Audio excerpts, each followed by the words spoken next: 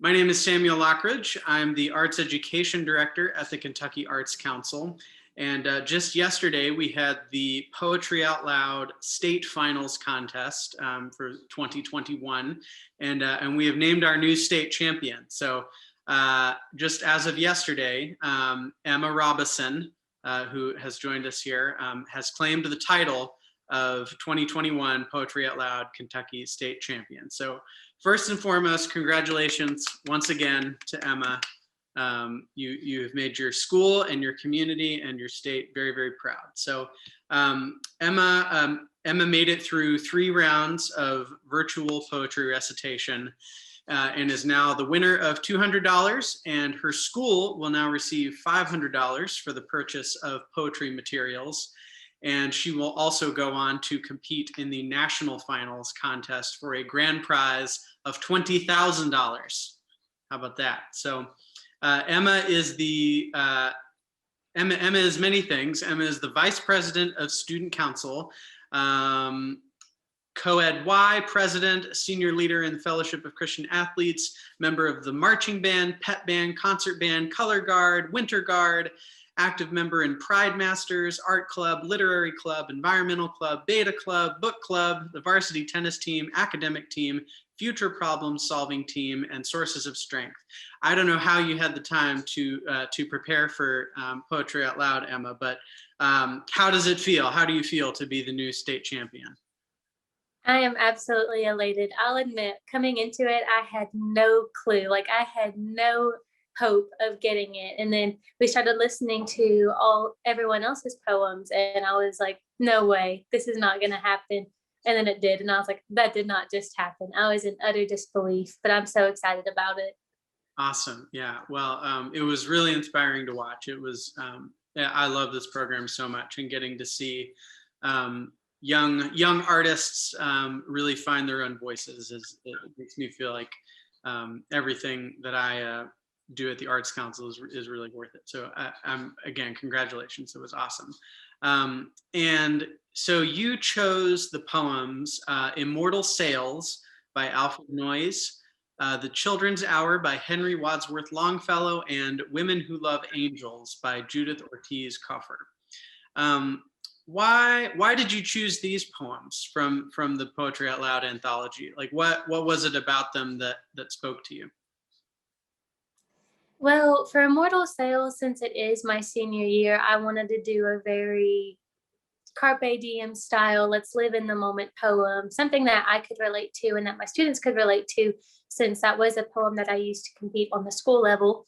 And then as far as the Children's Hour, the second one, I am a daughter of 4. I'm a triplet.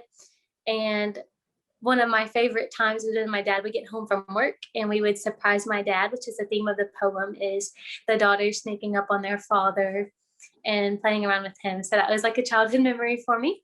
And then Women Who Love Angels, I really thought it was beautiful, and I could just picture the scene that poem laid out. And I wanted to be able to share that scene with others. So that's how I picked them. Awesome. Yeah. And what was your process like for kind of preparing your recitations and getting, finding your own voice through the poems? And also, was it, do you think it was easier or harder to pre-record your recitations than to do them live? So I have experience with public speaking, being on so many clubs and so many leadership groups. Public speaking is totally normal for me. So having to pre-record it and having that little perfectionist in me, that was way harder. As far as memorizing it, though, I've had to memorize speeches in the past, so this is much the same. And to the annoyance of my team members and my family, I would just start presenting the poem at the drop of a hat. It was a total performance. Every 2 minutes, they would hear something from me about it or whisper it under my breath. Or because I'm on part of the Winter Guard, I would do my flag routine while chanting it to their utter amusement. So that's how it worked out for me. Awesome. Yeah, that's great. So have you competed at the school level before? Was this your first time? This was my very first time. I'd never done poetry out loud before. I've written poetry before, but never have I had to present it to anybody or recited a poem to anybody. So that was a first for me. But I'd seen students above me do it. So the seniors a couple of years ago came and presented it to my class. So that's about as much as experience I have with it. Cool. Yeah. And what was your school contest like this year? Were there any challenges you faced due to COVID-19? It actually went by really smoothly. We all joined a Zoom call, and it was much the same as we did for the state competition. We would watch each other's, and we were all just very supportive of one another. I'm in the composition 2 class, so mine was all of our college level kids, and they had put their heart and soul into it, and I was just amazed to be watching it. And then that happened again at the state level, where I was just amazed at other people and how they had presented their performance. So overall, it was a great experience. Awesome. Yeah.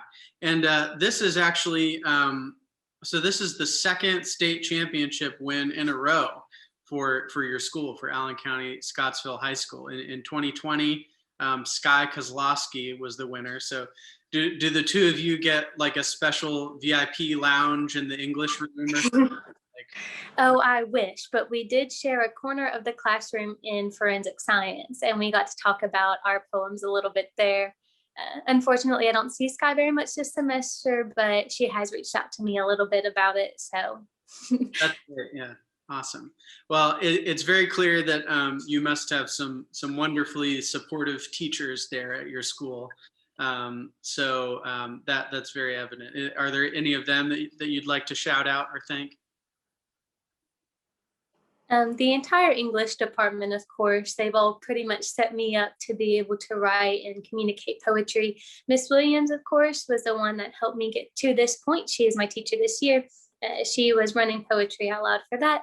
But my other teachers, like Miss Rennick, who is in charge of the student council, and Miss Pierce, they also contributed to my ability to express feelings and emotions through words. So, well, we applaud them. That's excellent. And so you're a senior now, about to graduate. What are your plans after graduation? This is something that I've considered quite a bit, especially since my interest in English has grown over the course of high school. I do have quite a strong interest in the health science field, so I'm hoping to get my Bachelor of Science in Nursing. Right now, it's looking like that'll be at Freed-Hardeman University in Henderson, Tennessee. And I'm hoping to actually double major in creative writing. Since I have knocked out so many college classes, that's a solid career choice for me. So. That's great. Well, we wish you all the success in the world. So in the meantime, though, so the national finals coming up, those will also be virtual, coming up in May. But that's a really big deal, nonetheless. So what about competing at the national level most excites you? I don't even know what to say. I'm just excited to watch others perform. Like, I had no clue how awesome it was going to be to sit there and listen to all of my fellow contestants' poems yesterday. So getting able to listen to them all at an even bigger level, I think that's going to be awesome. I just love storytelling, so I'm excited to hear everything from everybody all across the nation. That is just so cool. Yeah, absolutely. Well, the whole state will be behind you, cheering you on, and we're really excited to root for you as you compete. So we wish you best of luck, and break a leg and all the rest, and great success in all your endeavors, Emma. So thank you again for joining us, and congratulations once again. Thank you.